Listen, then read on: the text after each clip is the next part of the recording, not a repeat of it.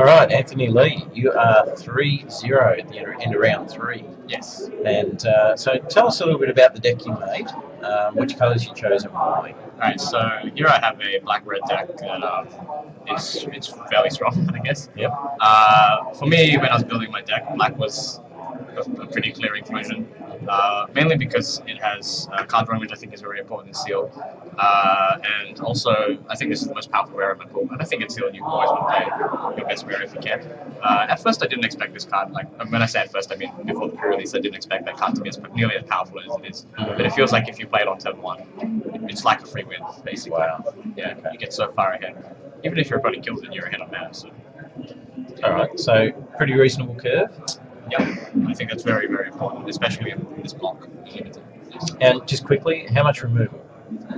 We have 4 spells here. There's not a ton of unconditional removal in this limited format, I think, but you don't really need it because a lot of the bombs are not as big as usual. Okay. This side don't really count as removal spell because it's more like a win condition, I think. So we don't have a lot of removal, but the removal spells we do have are good. I think dual shot is made now. There's a lot of one-toughness creatures. Okay. So obviously, good deck, good curve. What removal you do have is quite good. But what's giving you the edge? Why are you 3-0? A lot of it is that this deck has kind of a nut draw, I guess, which it gets a lot of free wins, I suppose. So yeah, you only have to play one game fairly. You only have to win one game fairly, I suppose. With Olivia's Dragoon, or this Fury Blade Vampire, which is supposed to be my main deck, combined with the Bloodpool Priest, it's very hard to lose just playing a free 4/4 on turn 3. It's hard to lose.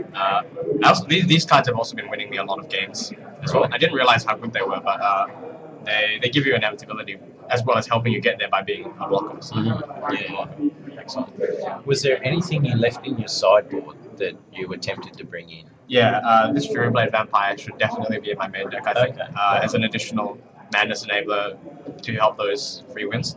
But I also, the reason I left it out is I think when I was building, I underestimated how strong it is, even without madness. Just playing a 4-power, true mana creature, you get to some very good, you get some very aggressive starts. And it also helps when you're starting to mana flood to be able to convert each extra mana into a lava spike. That's a huge deal. Yeah. So yeah, this card is also very good. Okay, so some good synergy in this deck. Yeah. Any particular opponents that came close to beating you today so far? Well, I've drawn very well each time, but the match that went to the longest was in round 1, and it was really interesting because I got paired to the opponent. To the player who registered my deck, and I registered his deck. Oh, really? So we each had perfect information about what the other could do, and that was very interesting.